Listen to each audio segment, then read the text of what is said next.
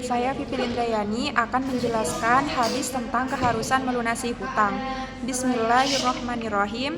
Hadis Abu Hurairah anna Rasulullah sallallahu alaihi wasallam qala matlul ghaniyadul mun wa idza utba'a ahadukum ala mali'in falyatba.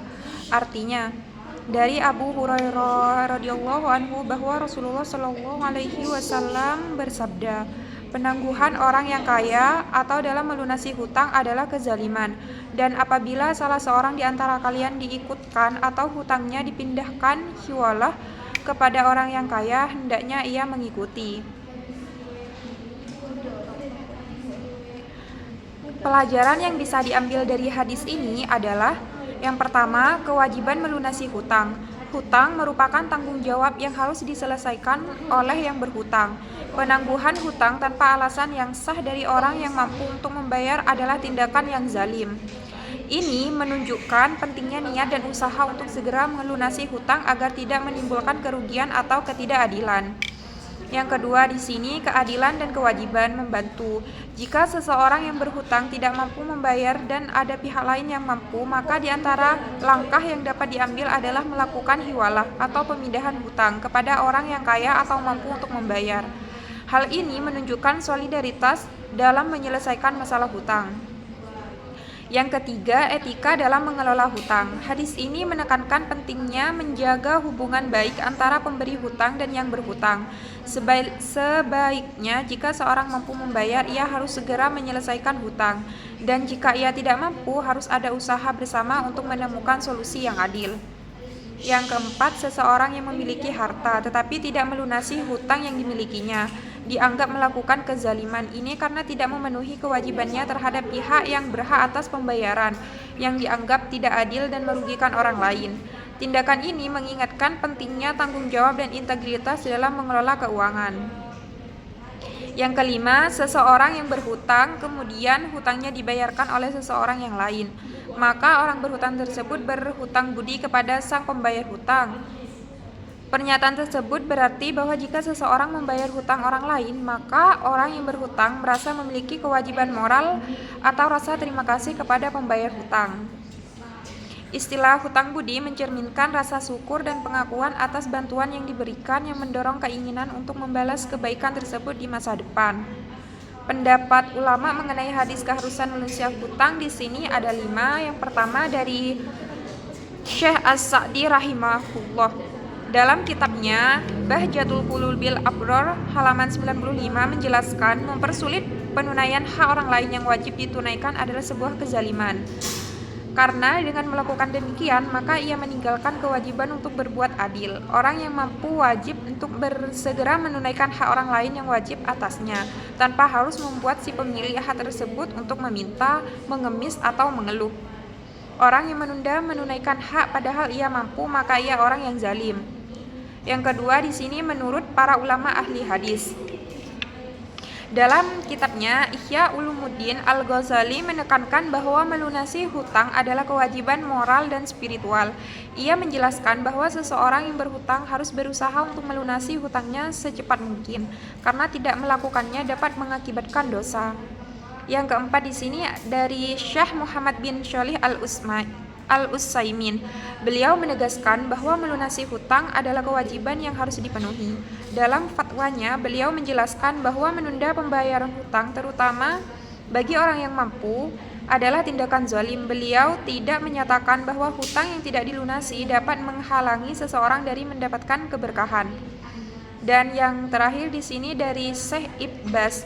Beliau juga menekankan pentingnya melunasi hutang dan menyatakan bahwa seorang muslim harus berusaha untuk memenuhi kewajiban finansialnya. Hutang adalah amanah yang harus dijaga dan dilunasi. Terima kasih. Wassalamualaikum warahmatullahi wabarakatuh. Saya Fatimah Tuzara. Di sini saya akan menjelaskan hadis yang kedua, melengkapi usaha dengan doa dalam bisnis.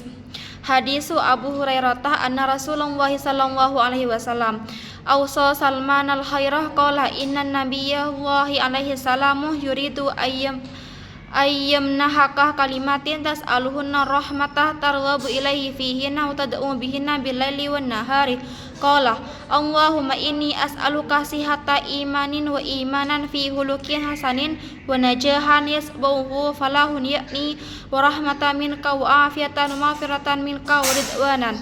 Artinya, dari Abu Hurairah radhiyallahu anhu, dia berkata bahwasanya Rasulullah SAW pernah mewasiatkan kepada Salman pada satu kebaikan. Beliau bersabda, sesungguhnya Nabi Allah alaihi salam ingin memberimu beberapa kalimat yang kamu mohon kepada Allah yang Maha Penyayang, dan kamu cinta kepadanya dengan kalimat tersebut, serta kamu berdoa dengannya di waktu malam dan siang hari. Rasulullah mengucapkan, ya Allah, sesungguhnya aku memohon kepadamu benarnya iman dan keimanan dalam akhlak yang baik dan kesuksesan yang diikuti keberuntungan, dan aku memohon rahmat dan afiat darimu, dan aku juga memohon ampunan dan keridhaan darimu. Hadis riwayat Ahmad dan Nasai. Pelajaran yang bisa diambil dalam hadis tersebut, yang pertama, menjaga akhlak yang baik. Selain berusaha dan berdoa, Rasulullah juga menganjurkan bahwa memiliki akhlak yang sangat penting dalam setiap aspek kehidupan, termasuk dalam dunia bisnis. Keimanan yang baik akan mempengaruhi cara kita berinteraksi dengan orang lain. Jujur, adil, dan tidak menipu, yang semua itu sangat mendukung kelancaran usaha. Yang kedua, kesuksesan dan keberuntungan adalah anugerah dari Allah. Hadis ini menegaskan bahwa kesuksesan yang sebenarnya datang dari Allah yang disertai dengan keberuntungan. Dengan berdoa, kita memohon kepada Allah agar usaha kita diberkahi dengan keberuntungan yang positif. Ini mengajarkan kita untuk tidak hanya bergantung pada kemampuan kita sendiri, tetapi juga mengakui peran, takdir, dan pertolongan Allah dalam meraih keberhasilan. Yang ketiga, doa di waktu malam dan siang. Rasulullah mengajarkan agar kita berdoa kepada Allah baik di waktu malam maupun siang hari, yang berarti kita harus selalu menjaga hubungan dengan Allah dalam setiap waktu. Yang keempat, memohon rahmat, afiat, dan pengampunan. Doa dalam hadis ini juga memohon rahmat atau kasih sayang dan afiat atau kesejahteraan dan kesehatan dari Allah, yang sangat penting dalam mendukung kelancaran usaha. Yang kelima, pentingnya memohon keberkahan dalam setiap usaha, menggunakan doa yang mencakup berbagai aspek kebaikan seperti kesuksesan, keberuntungan, dan akhlak yang baik, mengingatkan kita untuk tidak hanya mengejar keberuntungan materi tetapi juga keberkahan dalam segala hal yang kita lakukan. Yang terakhir, doa disunahkan untuk dibaca pada saat memulai dan membuka bisnis. Pernyataan tersebut merujuk kepada doa yang disunahkan untuk dibaca sebelum memulai dalam membuka bisnis. Pendapat ulama mengenai hadis melengkapi usaha doa dalam bisnis. Yang pertama, Imam Al-Ghazali. Al-Ghazali menekankan bahwa setiap tindakan termasuk bisnis harus didasari oleh niat yang baik. Ia mengajarkan bahwa doa adalah sarana untuk mendekatkan diri kepada Allah dan memohon keberkahan dalam usaha. Yang kedua, Ibnu Taimiyah menjelaskan bahwa doa merupakan bagian penting dari usaha. Ia mengajarkan bahwa setelah melakukan usaha, seorang muslim harus berdoa untuk memohon pertolongan dan keberkahan dari Allah. Yang ketiga, Syekh Nawawi Al-Bantani menguraikan berbagai doa yang dapat dipanjatkan untuk memohon keberkahan dalam usaha. Ia menekankan bahwa doa yang tulus dan ikhlas dapat membawa keberkahan dalam segala aktivitas termasuk bisnis. Yang keempat, Umar bin Abdul Aziz sering berdoa untuk mendapatkan keberkahan dalam segala urusan, termasuk dalam ekonomi dan bisnis. Ia mengajarkan pentingnya kejujuran dan integritas dalam berbisnis, serta mengaitkan keberhasilan dengan doa yang tulus. Yang kelima, Imam Malik.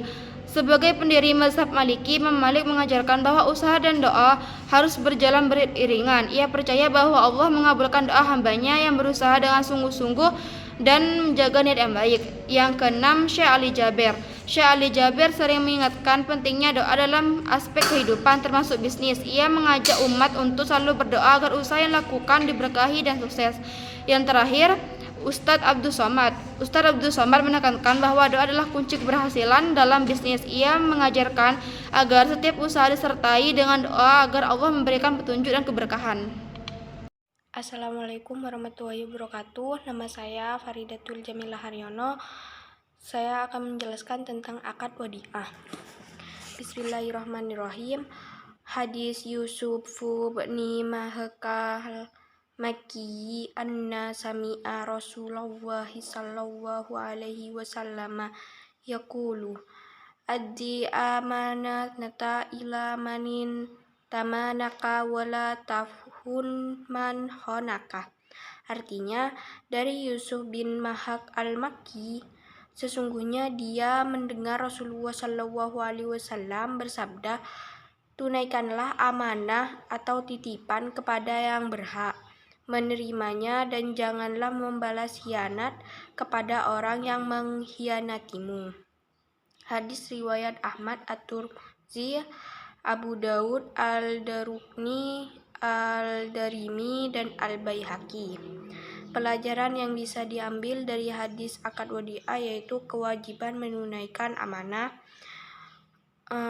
Hadis ini mengajarkan menunaikan amanah kewajiban bagi setiap muslim, baik itu berupa harta, barang, atau kepercayaan diberikan orang lain. Yang kedua, kejujuran dalam menjaga titipan. Rasulullah menegaskan untuk menjaga amanah yang diberikan mengkhianati amanah dalam bentuk apapun.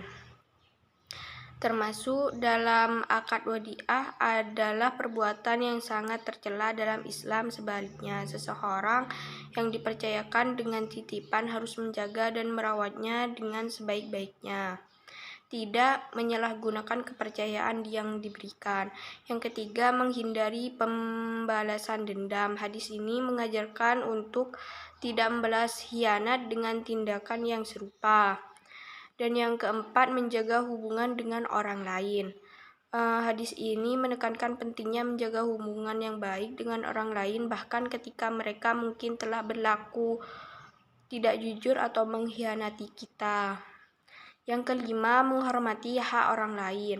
Islam sangat menghormati hak orang lain baik dalam hal materi maupun imateri. Dalam kasus akad wadi'ah, hak untuk menerima titipan dan hak untuk mendapatkan kembali titipan tersebut harus dihormati dengan sepenuh hati. Pendapat ulama mengenai hadis akad wadi'ah yaitu Imam An-Nawawi menegaskan hadis ini mencakup dua pesan utama. Pertama, kewajiban untuk menunaikan amanah dan mengembalikan apa yang menjadi hak orang lain, baik dalam bentuk materi atau kepercayaan. Yang kedua yaitu Imam Ibnu Hajar Al-Asqalani memberikan penjelasan lebih mendalam tentang arti dari mengkhianati. Dalam konteks ini, beliau menyatakan bahwa tidak membalas khianat dan dengan khianat adalah bentuk kebaikan hati dan kemuliaan akhlak. Dan yang ketiga, Imam Malik bin Anas. Imam Malik menyebutkan bahwa menunaikan amanah adalah salah satu tanda dari kebaikan dan keutamaan seorang muslim. Dan yang keempat, Imam Al-Ghazali. Imam Al-Ghazali menjelaskan bahwa menjaga amanah adalah kewajiban yang sangat penting dalam kehidupan seorang muslim, karena amanah tidak hanya berkaitan dengan harta atau titipan fisik, tetapi juga dengan kepercayaan dalam segala bentuk hubungan sosial, termasuk dalam perkataan dan tindakan mengenai pengkhianatan. Beliau mengingatkan bahwa balasan yang baik terhadap penjahat adalah mengalah dan tidak membalas perbuatan jahat dengan perbuatan jahat. Ini adalah ujian kesabaran dan ketakwaan yang tinggi. Assalamualaikum warahmatullahi wabarakatuh. Nama saya Faridatul Jamilah Haryono. Saya akan menjelaskan tentang hadis akad mudharabah. Bismillahirrahmanirrahim. Hadis Suhaiban radhiyallahu anhu an-nabiyya sallallahu alaihi wasallam qala salasan fihinna al-barakatu al-bai'u ila ajalin wal muqarratu wa khalqu burril habbi bisairin lil baiti la lil bai'i. Artinya, dari Suhaib radhiyallahu anhu bahwa Nabi Shallallahu Alaihi Wasallam bersabda, 3 hal yang di dalamnya ada keberkahan, yaitu jual beli, bertempo, berkirot atau mudharabah, dan mencampur gandum dengan syair untuk makan di rumah, bukan untuk dijual. Hadis riwayat Ibnu Majah. Pelajaran yang bisa diambil dari hadis mudharabah yaitu 1. Keberkahan dalam jual beli bertempo. Dalam hadis ini bahwa jual beli bertempo dengan pembayaran di waktu yang akan datang juga merupakan transaksi yang mengandung keberkahan jika dilakukan dengan niat yang baik dan tidak mengandung unsur penipu atau riba. Yang kedua, keberkahan dalam campuran gandum syair untuk makan, bukan untuk dijual. Hadis ini juga menekankan keberkahan dalam mencampur gandum dengan syair, sejenis tanaman biji-bijian untuk konsumsi rumah tangga, bukan untuk dijual. Yang ketiga yaitu prinsip keberkahan dalam ekonomi Islam. Keberkahan dalam ekonomi Islam terkait erat dengan niat yang ikhlas, keadilan, dan kesesuaian dengan prinsip-prinsip syariat. Yang keempat, mengutamakan kebutuhan daripada keuntungan. Hadis ini mengingatkan kita untuk mengutamakan kebutuhan yang halal daripada sekedar mencari keuntungan materi. Dan yang kelima, kerjasama yang menguntungkan kedua pihak. Dalam bisnis ini akad mudharabah dalam contoh kerjasama yang menguntungkan kedua belah pihak, yaitu pemilik modal yang pengelola usaha.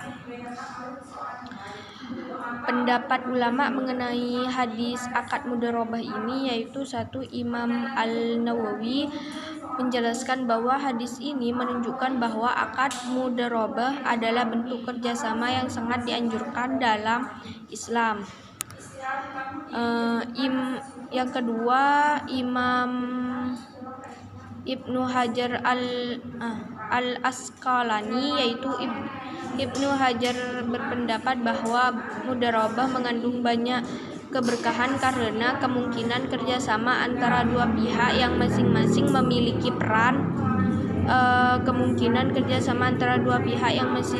memiliki peran yang saling melengkapi. Pihak pertama menyediakan modal, sedangkan pihak kedua menyediakan keahlian atau tenaga. Keberkahan dalam akad ini terletak pada saling bagi resiko dan keuntungan. Dan yang ketiga, Imam Al-Syafi'i menyatakan bahwa mudharabah adalah bentuk kerjasama yang sah dan adil dalam Islam. Dalam beliau menjelaskan bahwa akad ini memberikan kesempatan bagi pihak yang tidak memiliki modal untuk ikut terlibat dalam dunia bisnis. Imam Al-Syafi'i menekankan bahwa keberkahan dalam mudharabah tercapai ketika ada kesepakatan yang jelas tentang pembagian keuntungan dan kerugian. Menurutnya, keuntungan akan mengalir dengan lancar apabila kedua belah pihak bertindak jujur dan adil dalam perjanjian tersebut. Dan yang keempat, Imam Malik bin Anas. Imam Malik dalam Al-Muwatta berpendapat bahwa mudharabah adalah transaksi yang sangat dianjurkan dalam Islam, terutama karena kemungkinan seorang yang tidak memiliki modal untuk tetap berpartisipasi dalam dunia perdagangan. Yang kelima, Imam Al-Ghazali dalam Ihya Ulumuddin memberikan penekanan pada aspek moral dan spiritual dari mudharabah. Beliau menjelaskan bahwa keberkahan dalam mudharabah tidak hanya terletak pada keuntungan material, tetapi juga pada niat yang baik dan kejujuran dalam menjalankan transaksi. Baik, dari saya, wassalamualaikum warahmatullahi wabarakatuh.